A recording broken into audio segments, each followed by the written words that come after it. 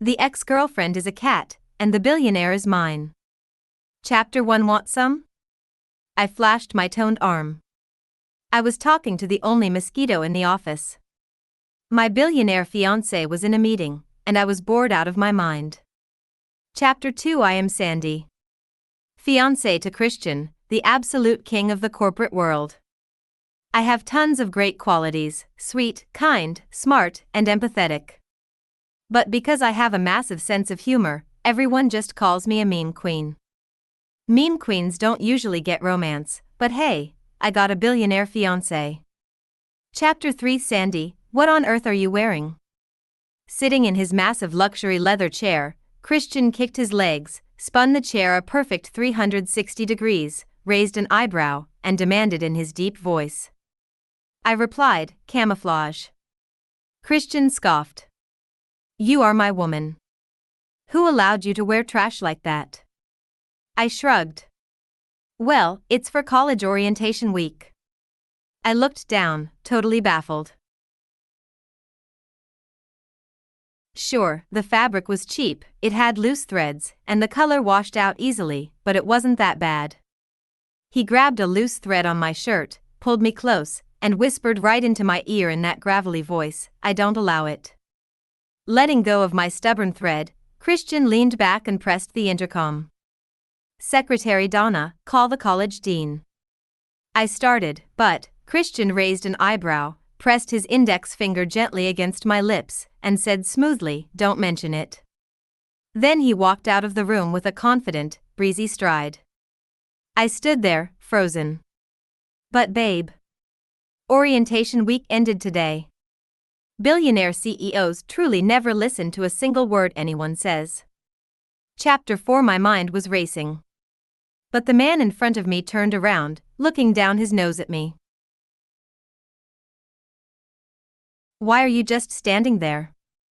Are you waiting for me to carry you out princess style? I stared at him like he had lost his mind, but he clearly took my look of sheer disbelief as an invitation. He sighed dramatically and walked right over to me. I panicked. No, wait. But Christian had already scooped me up. Well, almost. He lifted me about 2 inches before stopping. We just stared at each other, eye to eye. I cleared my throat. Maybe my iron will is just too heavy today. Chapter 5. We went back to the family mansion. The old butler greeted us with a massive smile. At first, I naively thought it was because I was just incredibly charming and lovable. But one day, the butler looked at me with deep emotion and said, in 30 years, this is the first time I've ever seen the young master smile. Bro, Christian was literally 24 years old. Where did the 30 years come from?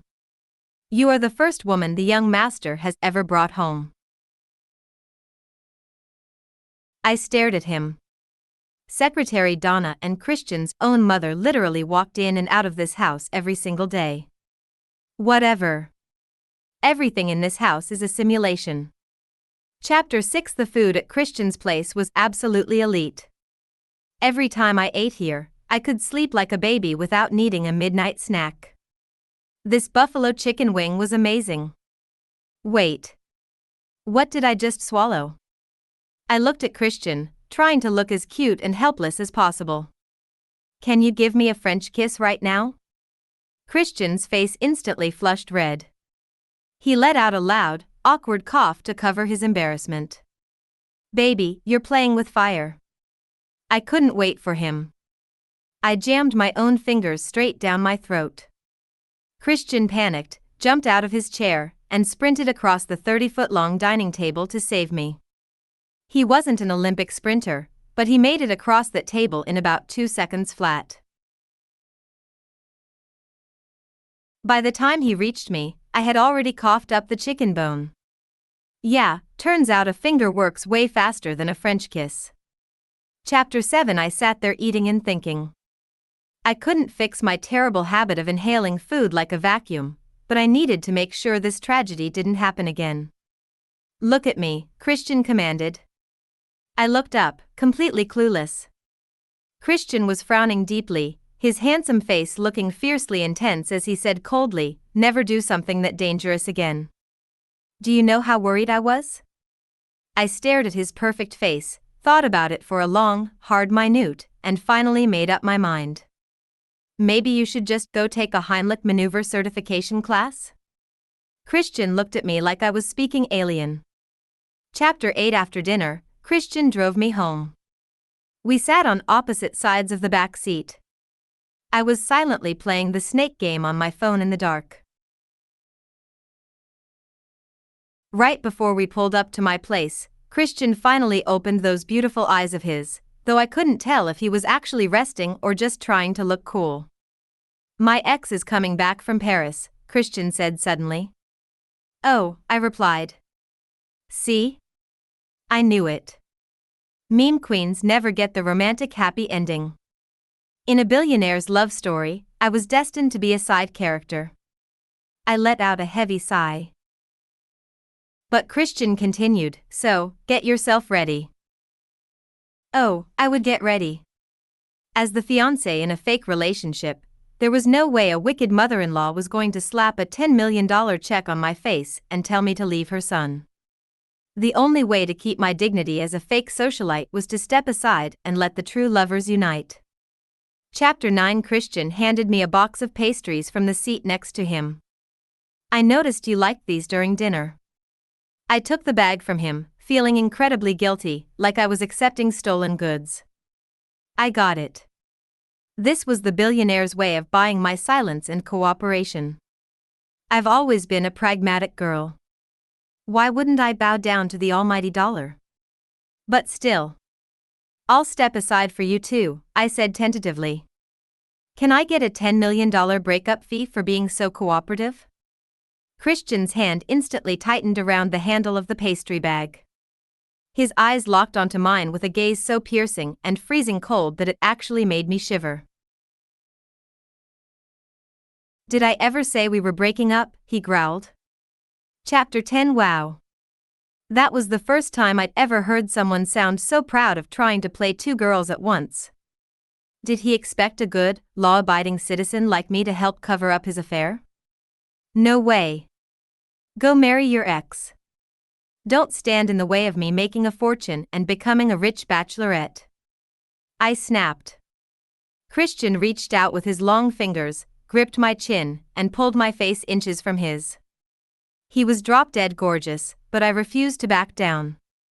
Don't think you can get away with anything just because you have a pretty face. As his handsome face got closer and closer, I decided to close my eyes.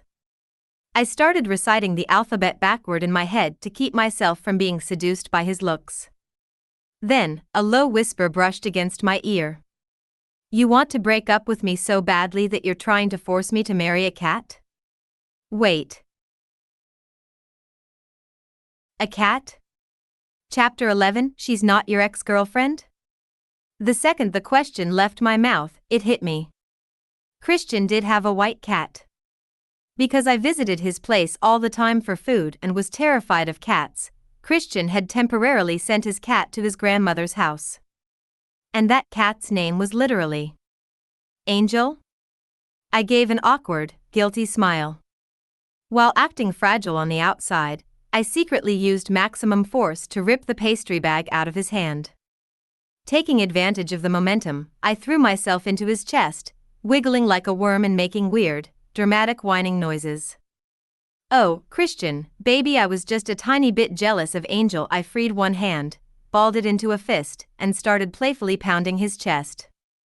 "It's only because I love you so much, baby, that I'm overreacting and throwing a tantrum." Finally, I looked up, delivering the ultimate line. "I love you so much, you wouldn't be mad at me, right?" To make sure it worked, I rubbed my head against his chest back and forth. Christian looked like he was actually in a bit of pain from my chest punches. Trying to play it cool, he pushed me back just a bit to get some space. And that's when I saw it. Under his sharp nose, his perfectly sculpted lips curved into a smile that made my head spin. "It seems I've completely spoiled you." My heart skipped a beat. Christian raised an eyebrow. "But you're my woman. I'm going to spoil you until you're completely rotten. Chapter 12. My face couldn't even process emotions anymore. Right now, I just wanted to turn around, open the car door, and sprint away from this absolute madness. Billionaires are great, but they are hazardous to your health. That night, lying on my bed, I suddenly got a text. Christian, why only 10 million? Did he finally see through my greedy, materialistic soul? Before I could come up with an excuse to hide my worldly desires, another text popped up. Christian, is that all I'm worth to you? The power dynamic was suffocating. Me, fine, next time I'll ask for 20 million. Christian, baby, think bigger. I was scrolling through my phone trying to find a polite emoji to end this incredibly awkward conversation when a notification from my college student account popped up. Deposit successful, $1 million, what the actual? Christian, if you don't spend it all this week, no more pastries for you. Oh my God. This toxic, wealthy love was too much to bear. Are billionaires just living angels sent from above? I looked up at the ceiling and prayed with all my heart. I just really hoped my college meal card could be refunded for cash. Chapter 13. Thanks to Christian. I went on a rampage with my student card, buying iced coffee and fried chicken for my entire dorm. I was sprinting across campus like a DoorDash driver. As I walked, I noticed everyone passing by was either wearing an incredibly ugly camouflage hoodie or carrying a Valentino shopping bag. What kind of idiot would buy hoodies like that? Definitely not me. I kicked open my dorm room door, only to see my roommates actually trying on those exact same camouflage hoodies. When they saw me, they waved frantically. You're back. The college just handed out a Valentino camo hoodie to every single student. Come try it on. Being a woman of high class, I obviously refused. Chapter 14. Sometimes, refusing doesn't work. Eventually, I ended up wearing the bright green hoodie, leaning in to listen to them gossip while drinking iced coffee. Nobody can resist hot tea. Word is, during freshman orientation, some girl's boyfriend thought the college-issued clothes were too cheap and trashy. So he literally bought a Valentino hoodie for every single person on campus. I bit into a chicken wing. That is insane. Orientation is literally over. True, Valentino probably didn't have that much stock ready at the time. I wiped my mouth. Hilarious. Luxury brands love rich idiots who have more money than brains. But honestly, it's kind of romantic. People who ship couples have no logic. Only iced coffee is real. He's such a textbook billionaire. It's like a romance novel came to life. Chapter 15. What's so great about a billionaire? Wait. This plotline sounded incredibly familiar. Chapter 16. My roommates were still fangirling. I heard the guy's last name is Gray. Truly the ultimate CEO last name. Last name Gray? Wait, Sandy, isn't your fiancé's last name Gray too? And Sandy, didn't you have to do orientation this year too? Have you ever felt the sheer terror of 3 girls staring at you at the same time like they just caught you cheating? I have. My chicken wing slipped from my fingers and dropped to the floor. I muttered a single word, shit. Chapter 17. To be fair, I was already a senior. But because I used to be incredibly lazy, I had skipped orientation week every single year. I faked illness, faked fainting. I was basically one step away from faking my own death. But finally, my advisor gave me an ultimatum: no orientation, no graduation. I suspected he was lying to me. But I had no proof. The freshmen stood under the sun looking bright and full of life. I stood under the sun looking like a corpse. Chapter 18. My roommates went wild. I looked down at the bright green hoodie, which now had a fresh grease stain on it. I could practically see Christian's arrogant face smirking at me. While I was spacing out, My roommates had already pivoted to discussing what I should get him for Valentine's Day. Buy him gold. Buy him silver. Buy him flowers. Just offer yourself up, that's the ultimate gift. College students these days have absolutely no pure thoughts left. But honestly, the first 3 ideas were pretty good. If only I could combine them. Chapter 19 Valentine's Day. Early in the morning, I was blasted awake by a phone call. Thank you, Christian. Even on a day without an 8 a.m. class, you still forced me to wake up early. All just to sign for a massive, ridiculously expensive bouquet of red roses. As a proper partner, I had to return the favor. At noon, wearing my bright green hoodie, I marched over to Christian's office carrying a gift box I had prepared.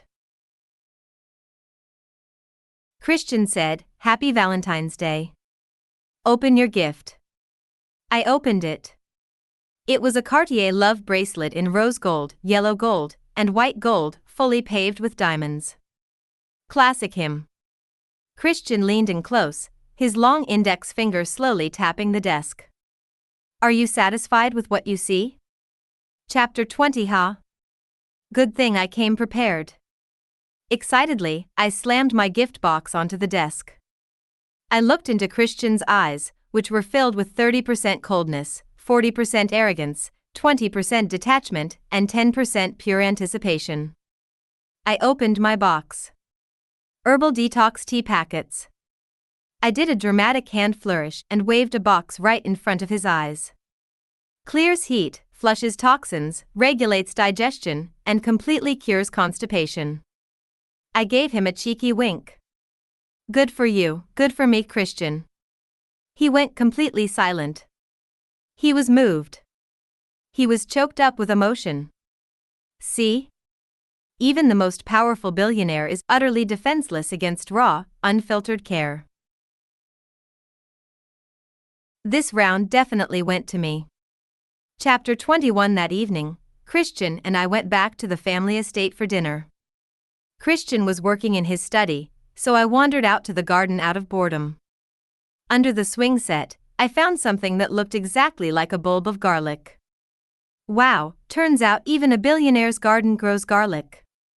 The butler was nearby watering the plants. When he saw me holding the bulb, he practically sprinted over. He must be terrified that the billionaire's reputation would be ruined by a vegetable. I understood completely. Chapter 22 I asked, does Christian really like eating garlic that much? The butler gasped, oh, Miss Sandy, those are tulip bulbs. What? The butler sighed deeply, trying to look profound. The young master wanted to plant tulips with his own 2 hands to give to you. But he looked around dramatically.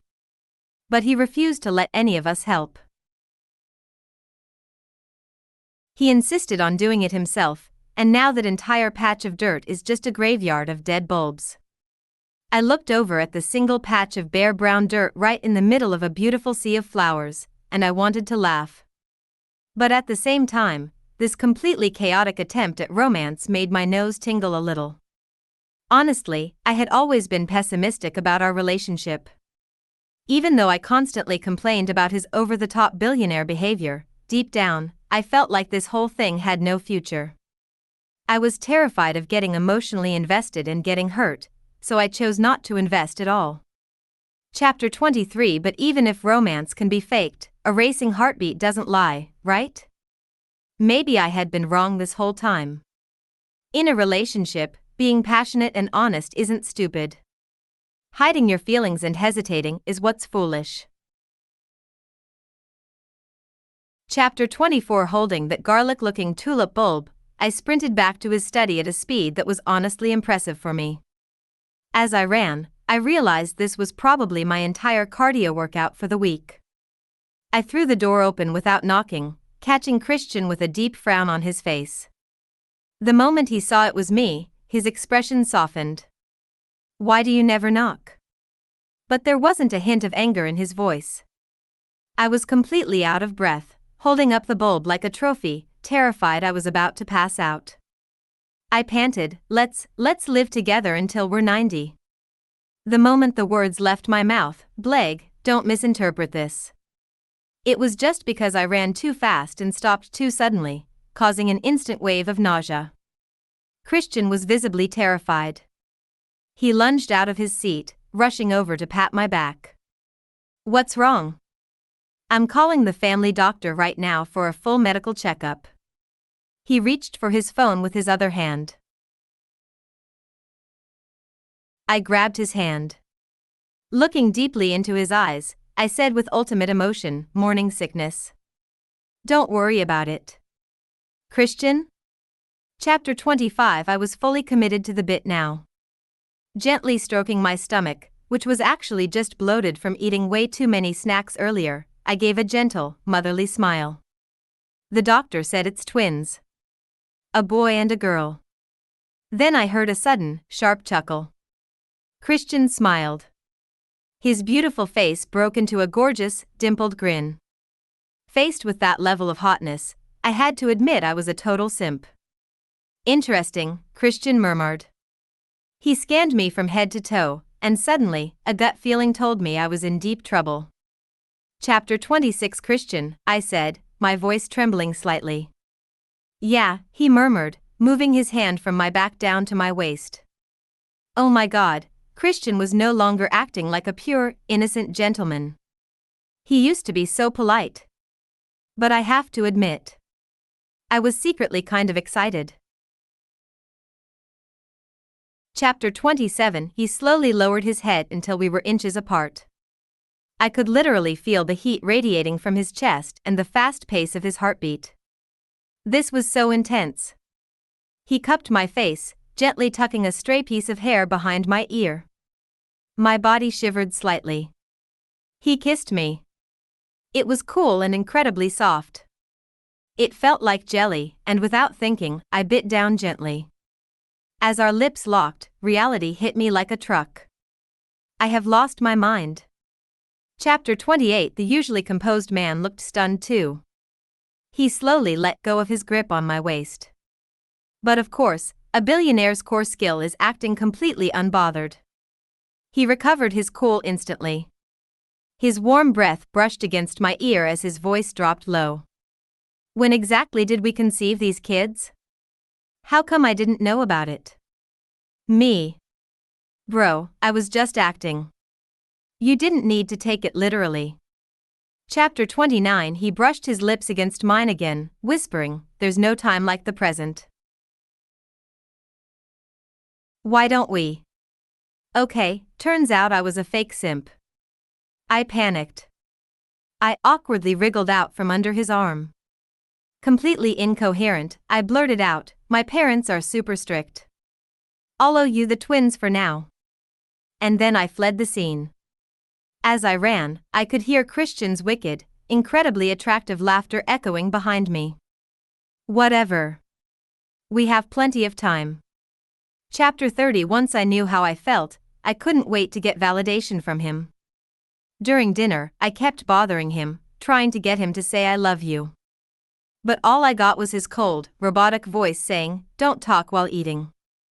And nothing else. Chapter 31. Finally, when he drove me back to my dorm, he probably realized I was just never going to shut up. He let out a sigh. I bought you roses, Christian said. Stripped of his usual corporate arrogance, I actually detected a hint of pouting in his voice. But can flowers talk? Do you not have a mouth, sir? That's completely different. I argued. Christian fell silent for a long time. Just as I was about to give up and open the car door, he spoke up. I'm not used to saying romantic things, so I let the roses do it for me. Chapter 32. That answer made my heart thud. Men's words are just illusions, I reminded myself. But my heart was racing anyway. Chapter 33. Christian turned on the car's interior light. The sudden brightness made my eyes blur for a second. Then I felt a gentle pinch on my cheek. With my vision blurry, my hearing became hypersensitive. But since you want to hear it. Sandy, I love you. I heard his deep voice explode right next to my ear. Fine. I admit it. I am completely powerless against this man. I melted. Chapter 34. But a billionaire's life always involves endless gala events. I've always hated those useless high society parties. Even my own dad could barely drag me to one. But this time was different. I got intel. Christian's childhood friend was coming back from New York. A regular childhood friend wouldn't matter. But this specific girl had literally declared war on me right before leaving for America when Christian and I first got engaged. At the time, I thought she was crazy. It's just a guy, whoever wants him can have him. But now, things were different. I was a woman truly, deeply in love. Chapter 35. However, by the time I got the news, I had just finished a grueling college journalism interview project.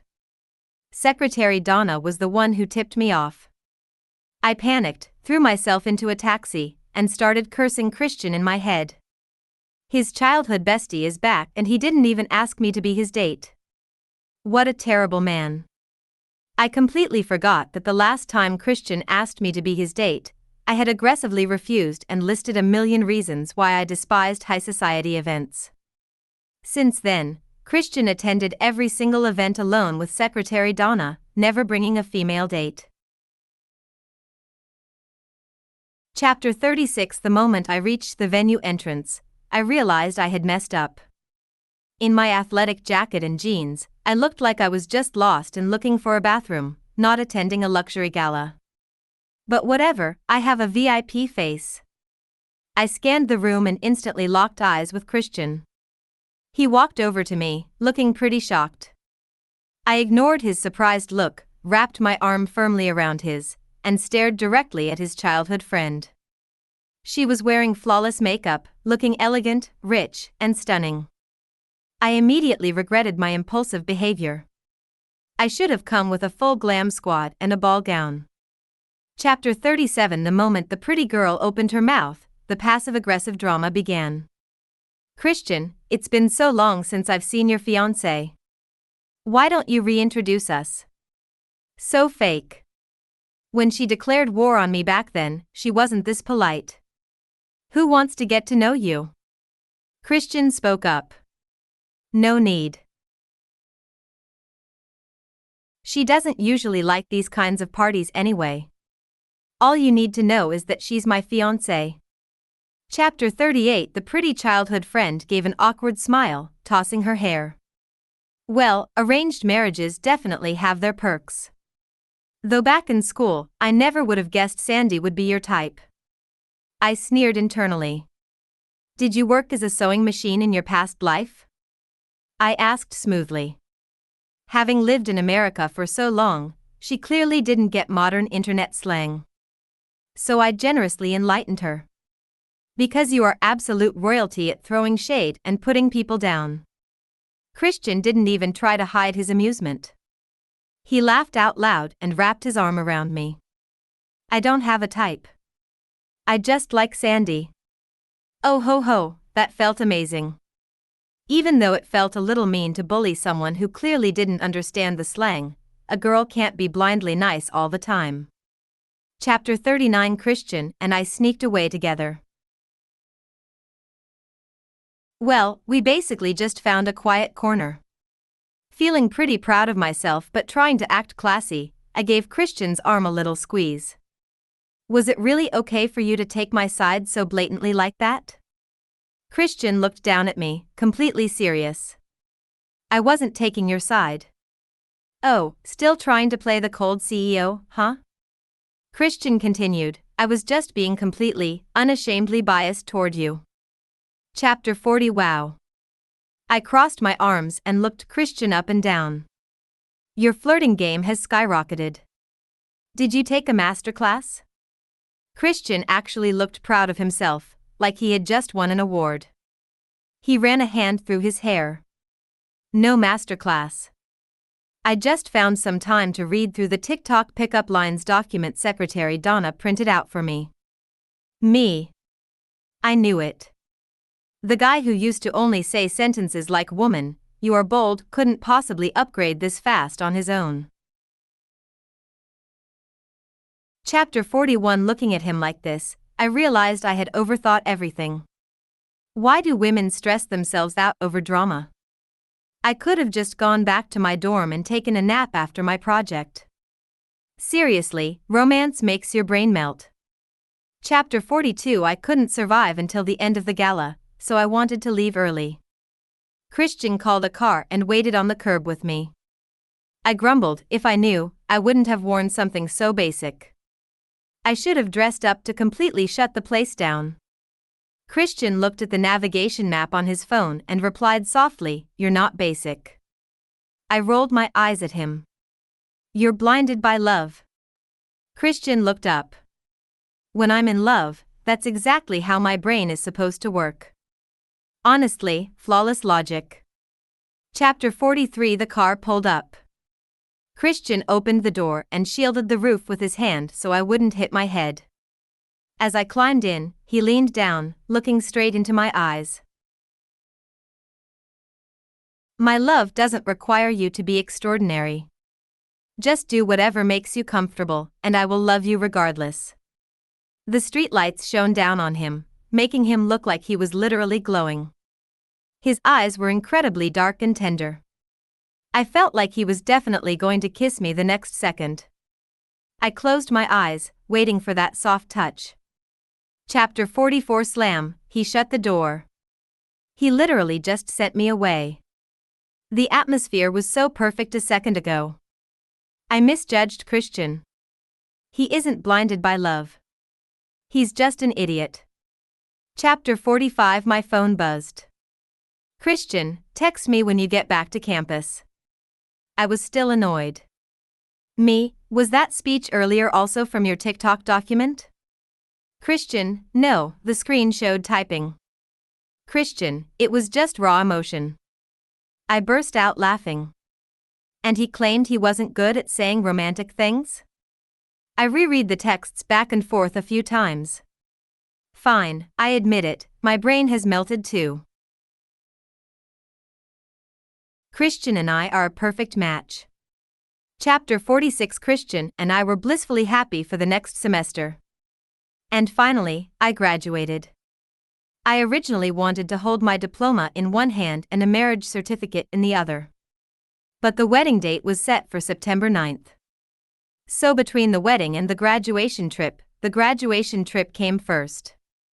Chapter 47. Because of some naive idea of romance, I chose the slowest possible transportation, a long-distance train. Christian texted me at a very inconvenient time, "Where are you?" Being a fiercely independent woman, I replied, "On a train, about to take off." Terrified he would ask more questions and expose my lonely reality, I added, "My friends and I are playing cards right now, talk to you later." Christian, open the door. Open what door?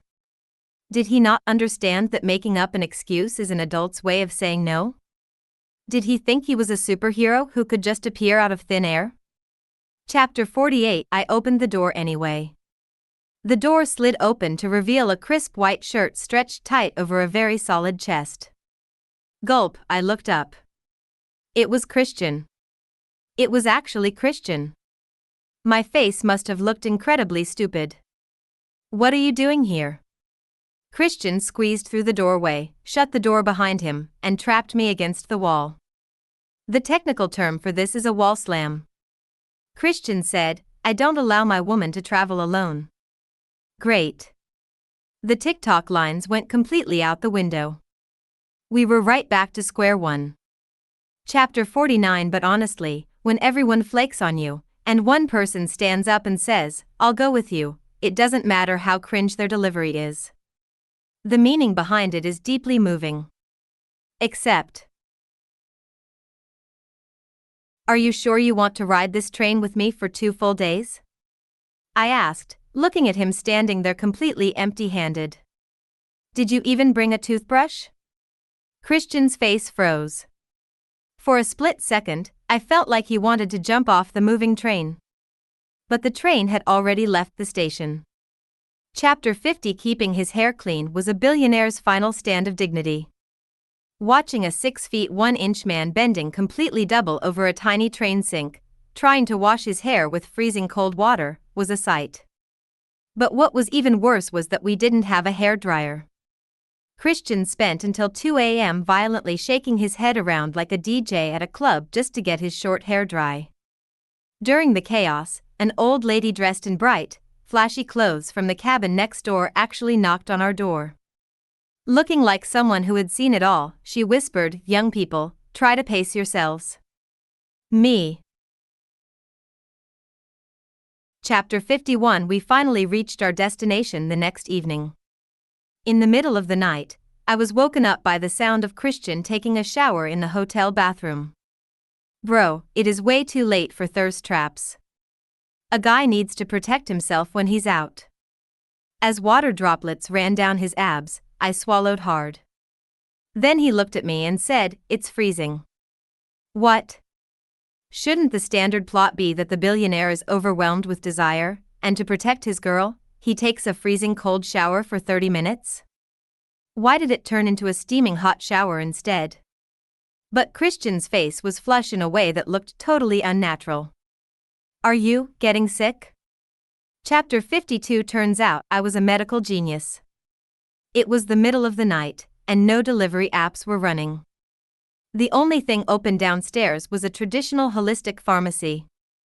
Chapter 53. The moment I saw the elderly herbalist, I felt a wave of anxiety. But with Christian burning up with a fever, I had to pull myself together. I bought 3 packs of fever-reducing tea. But the old herbalist just stroked his beard, staring at me intently. Was this old guy trying to hit on me? The herbalist said, "Stick out your tongue." Excuse me? Why? But being a total coward in front of authority figures, I obeyed. He fell silent for a long time. My heart started racing. Did I have some terminal illness? I'm still a virgin, I can't die like this. This is tragic. The herbalist finally spoke. Your cycle is completely irregular, isn't it? Oh my God. You can tell just by looking at my tongue?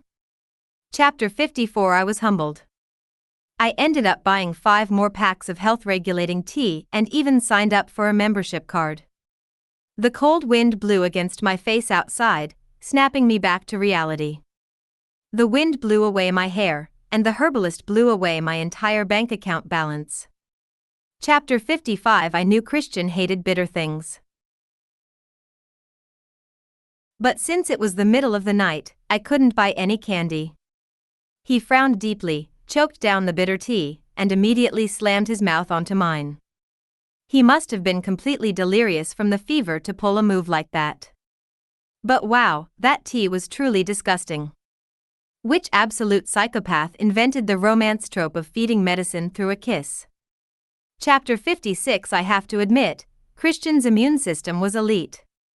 By the next day, he looked completely fine. If I knew, I would have only bought 1 pack of tea. Chapter 57. We went to a famous local monastery first, walking up the path together. We saw pilgrims making their way up the wide asphalt road. They looked incredibly solitary against the massive landscape. But through the passing years, these believers used the most devout actions to converse with their divine. Looking at them, you could feel the raw power of faith. Chapter 58. The monastery grounds were massive. By the time we finished exploring, the sun was already setting. Under the golden light, the temple looked absolutely breathtaking and sacred. Suddenly feeling deeply poetic, I blurted out, "When we're 90, we have to still hold hands and walk down the street together." Christian replied, "Deal. But last time you said we're only living until 90. I froze. I was just trying to show my commitment back then. Who actually knows what age we're going to die at? Chapter 59. The next day, we were supposed to see the famous Salt Lakes. But Secretary Donna was losing her absolute mind. Why did she have to end up with a boss who completely loses his brain when he's in love? I could feel her pure desperation. Corporate workers understand corporate workers. So, acting as a noble and understanding partner, I urged the capitalist tycoon to immediately return to his corporate duties. He apologized to me, saying he broke his promise to travel with me. Chapter 60. I didn't reach the lake until noon. It was stunning, but the wind was howling. I called Christian, and he picked up instantly. He asked me what was wrong. I said, "The wind is so loud here." Using the excuse of a phone call, I wanted him to hear the wind over the beautiful lake. He understood perfectly. He whispered, "Don't hang up. I want to listen a bit longer." I walked down a path lined with wildflowers, staring out at the crystal blue water. The wind blew my hair completely wild. Through my earphones, I could hear the occasional sound of Christian typing on his keyboard and reviewing documents. I guess he didn't really break his promise. At least we were listening to the same wind together. Chapter 61. The watermelons there were unbelievably cheap and sweet.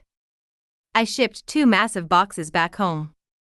When Christian finally got back, I was sitting on his living room floor, hugging half a watermelon, watching a historical drama on TV. He marched over. "No more." Then he carried the watermelon into the kitchen. I honestly thought he was going to carry me into the bedroom. Well, okay, maybe I was just too heavy for him. Chapter 62. I finally understood Christian's intensity later. 7 or 8 times in a single night. The next day, I literally could not get out of bed from the pure pain. It nearly cost me my life. A piece of advice for everyone: do not eat too much iced watermelon, or the stomach cramps will absolutely destroy you. Chapter 63. I passed my grad school entrance exams. So this summer break, I was completely untamed, running around like a wild horse. Chapter 64. But the moment I received the custom gala dress and wedding gown we ordered back in June, reality slapped me in the face. I realized I couldn't just keep partying and eating every day. Not for any noble reason. I literally could not zip up the dresses anymore. Chapter 65. Christian's mom was absolutely ecstatic. She thought I was pregnant. Who could have guessed? I wasn't growing a baby. I was just growing a massive food baby made of pure body fat. Chapter 66. I got into a car accident. The plot of my life is always full of dramatic twists. I knew marrying a billionaire couldn't possibly be smooth sailing. Here's what happened. I was playing on my phone while crossing the street and got sideswiped by an electric scooter. The light was green. I have strong reasons to suspect this was a targeted hit. Chapter 67. I opened my eyes to see a sterile white ceiling. I was hospitalized. Christian was sitting right next to me, gripping my hand in pure panic. "You're awake." Wait, this wasn't right. How come I still remembered him? According to standard romance tropes, shouldn't I have amnesia right now? Chapter 68. Director, Take 2. I blinked vaguely, staring at Christian's hand. "Who are you?" I whispered. "Christian." I continued dramatically, "I must have told you I loved you hundreds of years ago. You're so incredibly handsome, you must be my boyfriend, right?" Christian replied flatly, "Fiancé." Chapter 69. I wanted to keep acting, but the doctor Christian had called pushed the door open and walked in. "Oh, Miss Sandy is awake." The doctor turned to Christian with a smile. "See, I told you there was no need to panic. Miss Sandy, Mr. Gray was nearly scared to death when he got here. I kept telling him it was just a minor scrape on the backside and a bit of shock, but he refused to believe me and insisted on a full-body CT scan." "What?" I stared at the doctor. "Just a scrape on my butt?" The doctor looked confused. "Yes." Chapter 70. I turned to look at Christian, completely mortified. He just smirked at me. The doctor left the room. I glared at him. "If you knew I was faking, why didn't you call me out?" Christian laughed, flashing a perfect, brilliant smile. You wanted to play, so I figured I'd play along. Chapter 71. After the butt injury, the family estate started sending me massive, nutrient-dense gourmet meals every single day without fail. This caused my already questionable weight to skyrocket. Chapter 72. 6 days later, the stubborn scab on my backside finally fell off. Chapter 73. With only 1 month left until the wedding, I went into strict model mode. I regulated my diet like a Hollywood celebrity. Finally, my curves were able to fit securely back into those gorgeous designer dresses. Chapter 74. It wasn't until we sat down to sign the prenuptial agreements that I truly realized something. I used to living a rich life. But now, I was about to start living an insanely rich life. Chapter 75. But apparently, the Gray family had a bizarre tradition. Before the wedding, the bride and groom had to handwrite the Gray family rules of love 99 times together. What kind of cult behavior was this? Chapter 76. I sat in the family ancestral hall, told that I wasn't allowed to eat until I finished copying them. Was this supposed to build marital bonding or just destroy a person's will to live? They were going to scare the bride away before she even made it to the altar. But thankfully, I am a woman of grit who can handle isolation. Chapter 77. I can't write anymore. I screamed, collapsing face-first onto the wooden desk. Christian sighed, give it here. I'll write 10 copies for you. This exact scene had already repeated itself 3 times. Chapter 78. My handwriting looked like a second grader's, slow, blocky, and painful. Christian's handwriting was pure art, flowing, elegant, and lightning fast. As expected of a billionaire CEO who signs 200 corporate contracts a day. Chapter 79. I was so incredibly hungry. Who in the Gray family came up with this twisted punishment? I kept scratching away, one slow stroke at a time. Suddenly, a cool touch brushed against the back of my hand. Christian's large palm covered mine, lightly gripping my pen. My brain short-circuited, and I looked up at him. Chapter 80. His face was inches from mine. My brain shamelessly reminded me of our last kiss, cool, soft, and perfect. I swallowed hard, losing focus, almost leaning in to kiss him. Then my stomach let out a massive, thunderous growl. Christian narrowed his eyes. If you don't move out of the way, you're going to starve to death in this hall. Chapter 81. The moment I slid over, Christian smoothly knocked out 3 entire pages of text. I have to admit, I was so moved I wanted to cry. I wanted to grab him and give him a massive kiss. I asked weakly from the side, I've only written 33 copies myself. Will your family think I'm not devoted enough and ban me from marrying you? Christian didn't stop writing. Do you actually care? Of course. I care about you a lot. Hey, maybe you should try to mimic my messy handwriting so they look the same? Christian countered, does your handwriting even require effort to mimic? The emotional damage was severe. Chapter 82. I was starving. As I sat there hugging my knees, something hard poked me in the side. I reached into my pocket, annoyed, and pulled out a tiny snack packet of pineapple cakes.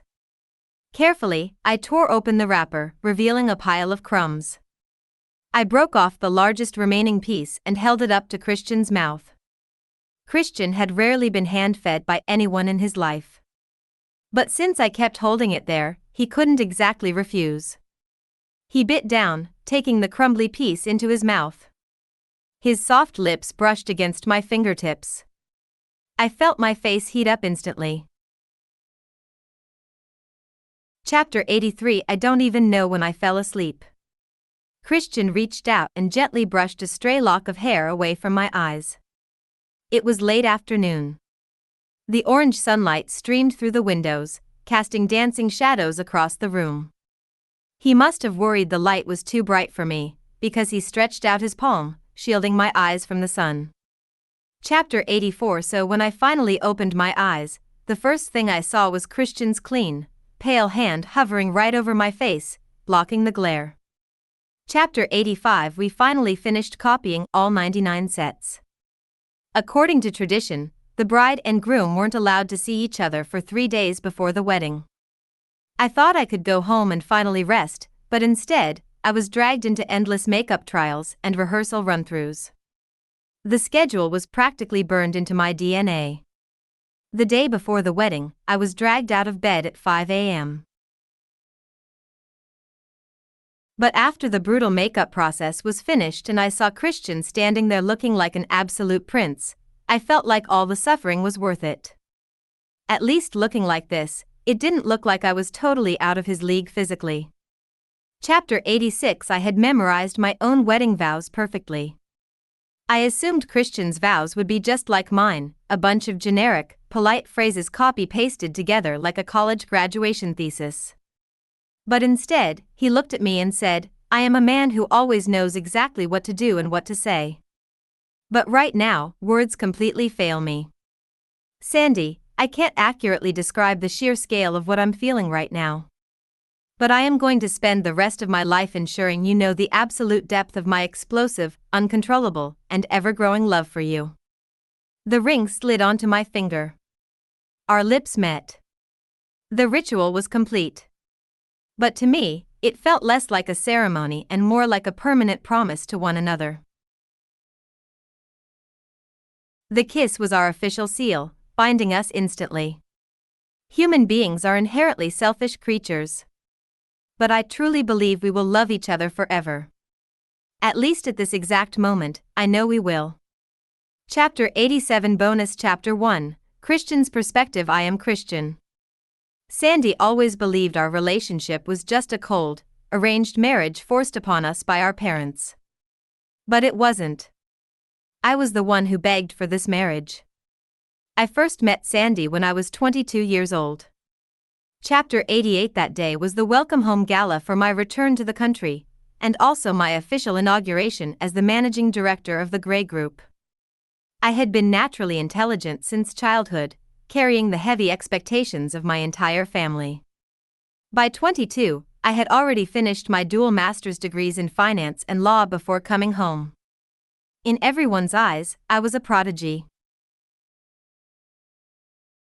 I was mature beyond my years, fluent in 7 languages, and handled massive responsibilities effortlessly. But everyone forgot that I was still only 22. Amidst all the praise, the awards, and the fake smiles, how many were genuine, and how many were just waiting for me to make a single mistake so they could tear me down? I was walking on thin ice. Chapter 89. The suffocating flattery inside the ballroom made it hard to breathe. I bypassed all the plastic people and made an excuse to slip out into the back garden. The garden didn't have the blinding lights of the main hall. It felt much better. It felt like nobody could see me out here, but I could see the stars. Chapter 90. He really is drop-dead gorgeous. I bet a box of fried chicken he definitely has a 6-pack. It was a girl's voice. I followed the sound and saw her swinging back and forth on the swing set, her back turned to me. I frowned slightly. People always have an instinct when others are talking about them. While being checked out like that wasn't particularly comfortable, what annoyed me more was the fact that I actually had an 8-pack. Chapter 91. So, I did one of the few shameless things I've ever done in my life. I eavesdropped. She started gushing to whoever was on the phone about how incredibly amazing I was, sounding like a literal hype machine. Her tone was completely different from the people inside. She sounded like she was just enjoying some juicy drama, but she was so full of life and energy. Kids like him who are perfect at everything are just meant to be admired from afar. Honestly, if I had a brain that smart, I would purposely pretend to be an idiot every single day. The person on the phone must have argued with her. It's called keeping a low profile, she shot back. Anyway, I still think being happy is the most important thing in the world. I thought it was ridiculous. Someone in this world actually believed just being happy was the most important thing? So naive. Chapter 92. But I couldn't stop listening. She didn't mention me again after that, but she went on to tell a bunch of terrible dad jokes and random trivia facts. They weren't funny at all. But she laughed so incredibly loud that I couldn't help but smile too. For the first time in my life, I realized a person could laugh that much in a span of 10 minutes. Every single sentence of hers started with LMAO and ended with ha ha ha. Isn't that hilarious? I'm literally dying. Chapter 93. Right as she was about to stand up, feeling like a thief who had just stolen a moment of joy, I turned around and ran back inside. I walked right back into that world of fake smiles and clinking glasses. But I couldn't deny that my mood had visibly improved. Chapter 94. She came out of the garden shortly after, holding up her dress as she walked toward my direction. I quickly adjusted my posture, preparing to introduce myself with my most flawless look and my deepest, most charming voice. But before I could move, my childhood friend rushed over and grabbed my arm, chatting about something I didn't even hear. All I knew was that the girl walked right past me and left. Chapter 95. I rarely regret things. As my life was, I truly regretted running away in the garden that night. If I hadn't, would I have learned her name right then? Chapter 96. Eventually, I found out her name anyway, Sandy. I tried everything to set up accidental run-ins with her. But she was an absolute homebody. Her entire life revolved around campus, and she never attended high society galas anymore. I had absolutely no way to get close to her. Chapter 97. But my mother was constantly trying to set me up on blind dates, which gave me a wild idea. If I agreed to a blind date, Sandy would have to show up, right? Chapter 98. The Gray family and the Sandy family weren't particularly close. I used business deals to get close to her father, but her dad flat out told me his daughter was still young, and that romance should be respected, not tied to corporate interests. But the good news was, I managed to get her personal number and Snapchat. Chapter 99. But so what? I was terrible at small talk. Texting her out of the blue with nothing to say felt impossible. I couldn't bring myself to do it. Chapter 100. In the end, I had to confess my obsession to my parents. I made a bet with them: if I could raise the company's profit margin by 8% within a single year, and if I still wanted to pursue Sandy, they would arrange the introduction, but only if Sandy herself agreed to it. I agreed instantly. Chapter 101. I have to admit, even though I couldn't find the courage to text her, scrolling through her social media stories was my ultimate source of joy. The first thing I did every morning was check if she had posted anything new. Thank God Snapchat doesn't show how many times you replay a story, or my obsession would have been exposed on day one.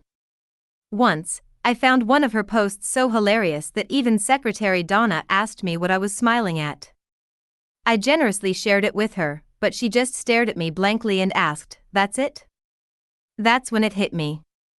I used to think I liked Sandy because she made me laugh, but the truth was, I liked her because she was my happiness.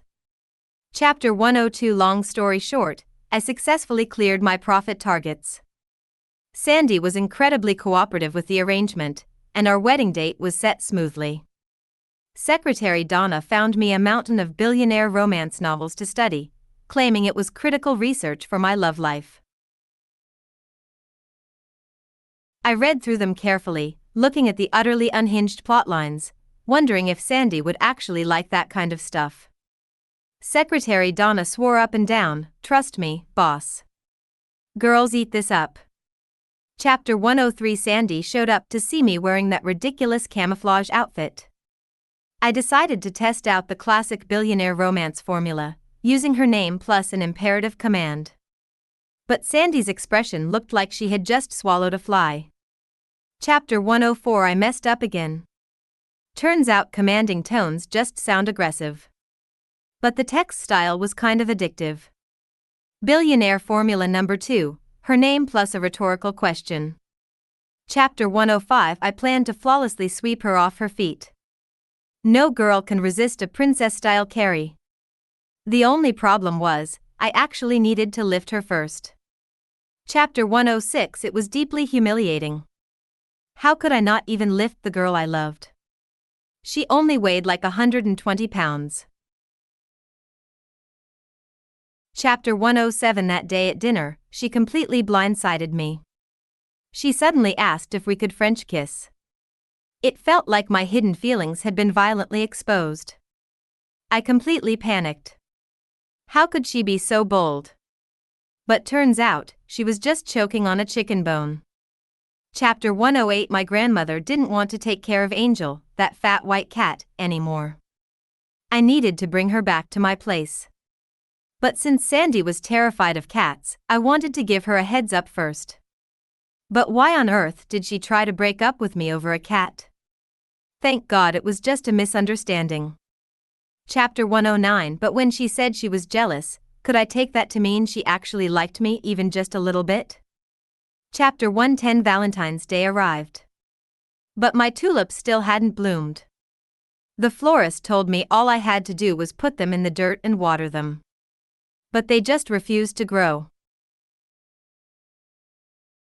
The florist later explained that I had poured so much water on them that I literally drowned the bulbs. Chapter 111. Left with no choice, I had to buy roses. I had looked up the meanings of flowers before. Pink tulips represented eternal love. I wanted to grow eternal love with my own two hands and give it to Sandy. Chapter 112. But since they died, roses would have to do for now. Passionate love comes before eternal love anyway. I completely convinced myself with my own genius logic. Chapter 113. She actually gifted me detox tea packets. LMAO. That was officially the most bizarre gift I had ever received in my entire life. But seeing her jumping around excitedly was the cutest thing ever. True partners influence each other. I was now using her exact modern slang. LMAO. Chapter 114. Sandy burst into the room and announced she wanted to live with me until we were 90. I froze. Honestly, I had thought about the future before. I always hoped I would die exactly one day after Sandy. That way, even when she closed her eyes, she would leave this world knowing she was still deeply loved. Chapter 115. But since she suggested we live until 90 together, 90 it is. It's a promise. Chapter 116. I kissed her for the first time. I didn't know if I would terrify her, but it felt incredible. Chapter 117. Also, Sandy wants twins, a boy and a girl. I wrote that down in my mental notebook. Chapter 118. I realized the whole arrogant billionaire persona was way too cringe. I told Secretary Donna to find me a different reference guide. So she handed me a printout of romantic social media captions. They looked a lot more normal, just slightly embarrassing to say out loud. Chapter 119. But later I realized I didn't even need them. The things I said straight from the heart were always interpreted by Sandy as masterclass flirting. If flirting just meant saying exactly what you're thinking, then it's way too easy. As expected of me. After all, I might not be good at scripts, but speaking my mind is effortless. Chapter 120. Sandy got flaked on by her friends. The best part was, her friend literally called me to let me know. I was a bit angry at her friends, but incredibly grateful at the same time. This meant the one accompanying her on this trip would be me. Chapter 121. I pulled 2 consecutive all-nighters to clear my schedule ahead of time. The moment the train door slid open and I saw Sandy standing there, I suddenly understood why ancient kings would completely abandon their kingdoms for a woman. After all, Secretary Donna was definitely blowing up my phone at that exact moment. Chapter 122. I caught a fever, and Sandy forced me to drink that herbal medicine. But why did that bitter liquid suddenly taste so soft and sweet afterward? Chapter 123. We went to the monastery together. She told me that making a wish to the gods actually worked. Having been raised on scientific logic and philosophy, I only believed in facts. Chapter 124. But I made a wish to the gods anyway. I wished that we could be together forever. And if the gods couldn't grant that, then I wish that every journey she takes in her life will be safe and smooth. Wherever she goes, may the dark shadows vanish and may the light pour in. Because her beautiful life deserves to be lived under the sun, completely happy, forever. Chapter 125. When we went to the lake, I heard the wildflowers were in full bloom. Since she loved hearing romantic words, I decided I would tell her I loved her right there in the middle of the flower fields the next day. Chapter 126. But corporate emergencies piled up. Before I could say the words, I had to rush back. Holding the phone, we listened to the wind together across the distance. At that exact moment, I wondered if the wind could carry the roar of my love to her. Chapter 127. The night before the wedding, I was incredibly anxious. I had rewritten my wedding vows countless times. Staring at a desk covered in failed drafts, copies of the flirting handbook, and articles titled 5 Steps to Make Your Partner Cry Tears of Joy, my brain was a total mess. Chapter 128. So I just wrote down the truth on a blank sheet of paper. I am a man who always knows exactly what to do and what to say. But right now, words completely fail me. Sandy, I can't accurately describe the sheer scale of what I'm feeling right now. But I am going to spend the rest of my life ensuring you know the absolute depth of my explosive, uncontrollable, and ever-growing love for you. Chapter 129. You walked down the aisle toward me, stepping over a path of fresh flowers, taking my hand with a face full of smiles. Chapter 130. Finally, this time, I got to tell you I love you right where the flowers bloom. Chapter 131. Bonus. Chapter 2. The truth comes out. Sandy sneaked up to Christian's side, looking incredibly suspicious. Christian glanced over. Give me 10 more minutes, then we can go home. But Sandy just kept staring at his face, grinning. Christian reached out and covered her eyes. Stop staring. Sandy took his hand, it was cool to the touch, and her smile grew wider. She pulled his hand away and locked eyes with him. Christian said coldly, "Be good." Sandy looked even more triumphant now, her lips curving upward. Taking advantage of the close distance, she wrapped her arms around his neck, pulling him closer and closer. With their foreheads touching, Sandy whispered, "You've been completely obsessed with me for a really long time, haven't you?" Christian's pupils dilated instantly. Sandy pulled her phone out from behind her back, holding it high. Secretary Donna leaked your data. She said you check my social media profile 300 times a day. Christian panicked slightly. He started spinning his pen, trying to look unbothered while lying through his teeth. No, I don't. The consequence of playing it cool while distracted was that his pen slipped and dropped straight to the floor. Christian leaned down to pick it up, and Sandy dropped down right with him. Their hands brushed against each other as they grabbed the pen, their eyes locking under the desk. Christian mumbled a weak defense, "It wasn't 300 times." Sandy couldn't help but laugh, looking up at him. They were so close they could hear each other's racing heartbeats. Then, Christian heard Sandy say, "Stop looking at my profile page. Just stay by my side forever." The moment the words left her mouth, she leaned in and kissed him. Suddenly, the office door swung open. Secretary Donna walked in. Huh? Where did Mr. Gray go? Sandy panicked and tried to stand up, but Christian instantly cupped the back of her head, deepening the kiss. They kept kissing right under the desk, leaving poor Secretary Donna wandering around the room, completely unable to find her boss.